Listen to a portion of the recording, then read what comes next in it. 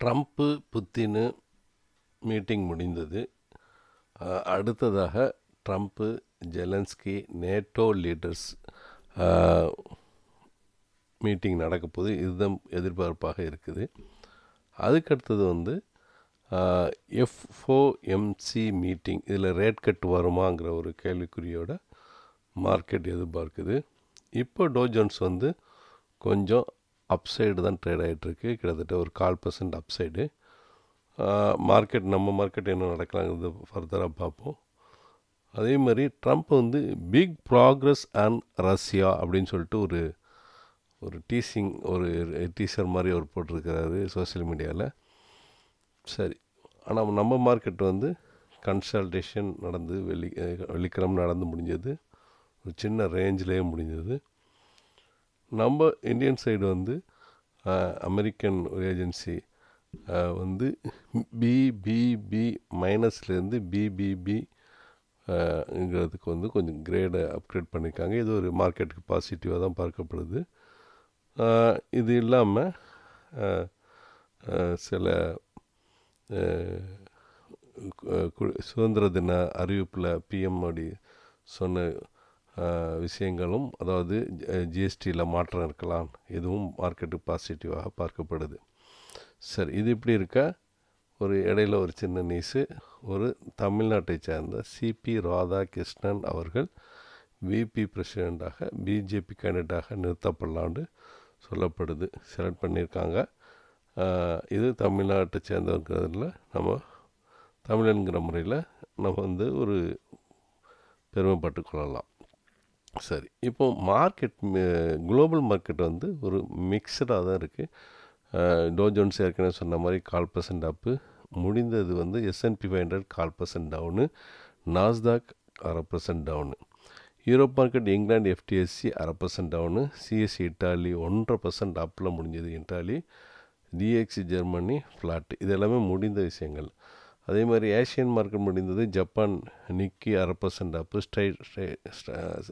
Singapore Straits Times 0.5% down, Hong Kong Hang Seng 1% down, Jakarta Indonesia 0.5% down, Shanghai China 0.25% அப்பு.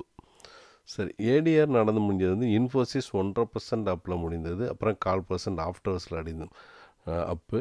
விப்ரோ 0.25% அப்பு, after ஹவர்ஸில் 1% அப்பு. HDFC 1.5% அப்பு, after ஹவர்ஸில் 0.25% அப்பு. இது Infosys ICICI 0.25% அப்பு, after ஹவர்ஸில் 0.25% town. Reliance TRC 0.25% up. சரி, எல்லாமே upside தான். ADR and டிஆர்சின்னு நம்ம புரிஞ்சுக்கணும். சரி, சில நியூஸ் அண்ட் கோல்டு அப்புறம் டெக்னிக்கலாக பார்த்துட்டு என்ன நடக்கலாங்கிறது வந்துக்கலாம். கோல்டு 3340ங்கிற மறுபடியும் அந்த கன்சல்டேஷன் இடத்துல நடந்துகிட்ருக்கு. 3500 தான் லைஃப் டைம் ஹை.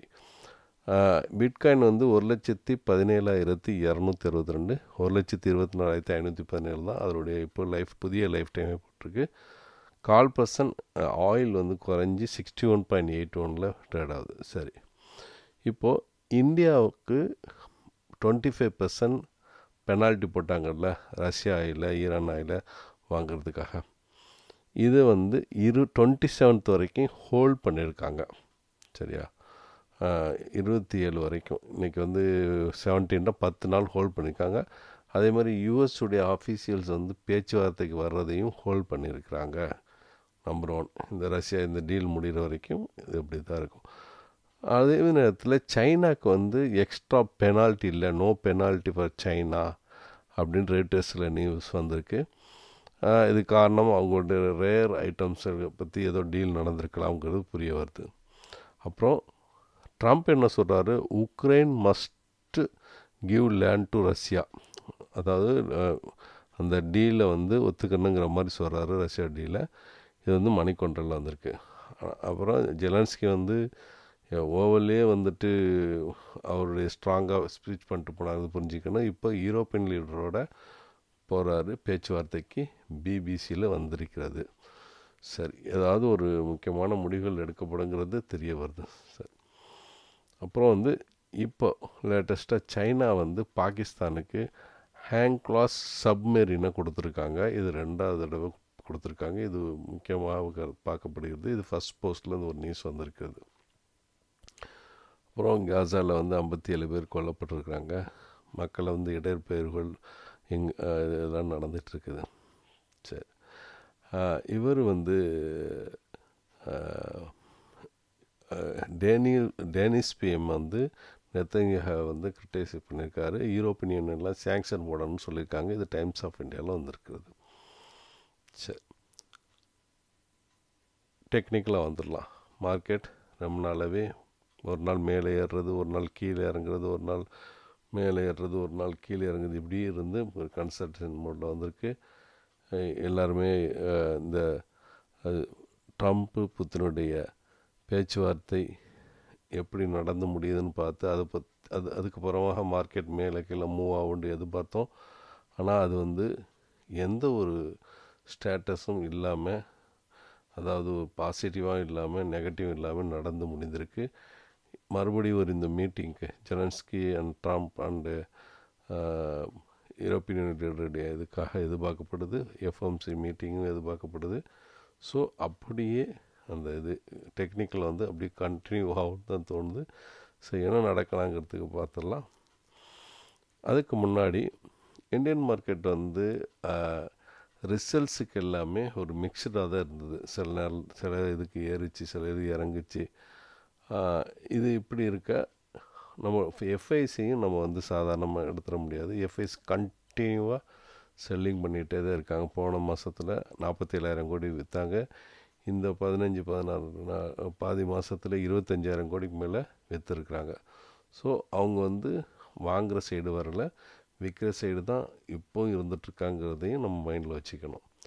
சரி, இப்போது மார்க்கெட்டுக்கு வந்து பாசிட்டிவானது சில நியூஸ்கள் இருந்தாலும் நெகட்டிவ் நிறைய இருக்குது. அதே நேரத்தில் குளோபல் மார்க்கெட் ஒரு மிக்சடாக தான் இருக்குது. நம்ம மார்க்கெட்டு ஆல்ரெடி அது மிக்சட் தான். எஃப்ஐஸ் வந்து விற்கிற சைடு டெக்னிக்கலாக ஒரு கன்சல்டேஷன் இடத்துல தான் இருந்துக்கிட்டு இருக்கு. இது ஏடிஆர் அண்ட் டிஆர்சி செக் பண்ணும்போது பாசிட்டிவ், அதாவது நடந்து முடிஞ்சது எல்லாமே மேலே ஏறி தான் க்ளோஸ் ஆச்சு. ஸோ அது வந்து ஒரு பாசிட்டிவ் சைடு இருக்குது. ட்ரம்ப்புடைய அந்த இது அவருடைய போஸ்ட் இதெல்லாமே பாசிட்டிவாக இருக்குது. ஸோ அகெயின் கன்ஃபியூஷன் தான். மார்க்கெட் வந்து ஒரு மிக்சடாகவும், ஆனால் அப்சைடு சில விஷயங்கள், ஏன்னா இந்தியாவுக்கு வந்து அப்கிரேட் பண்ணியிருக்காங்க. அப்புறம் வந்து சில ஜிஎஸ்டி மாற்றங்கள் இருக்கலாம். இதெல்லாம் போது ரேஞ்ச் மார்க்கெட் வித் அப்சைடு போகிறதுக்கான சான்ஸ் இருக்குது. அப்படிங்கிறதோட நம்ம மார்க்கெட் இன்றைக்கி புரிஞ்சுக்கலாம், பார்க்கலாம்.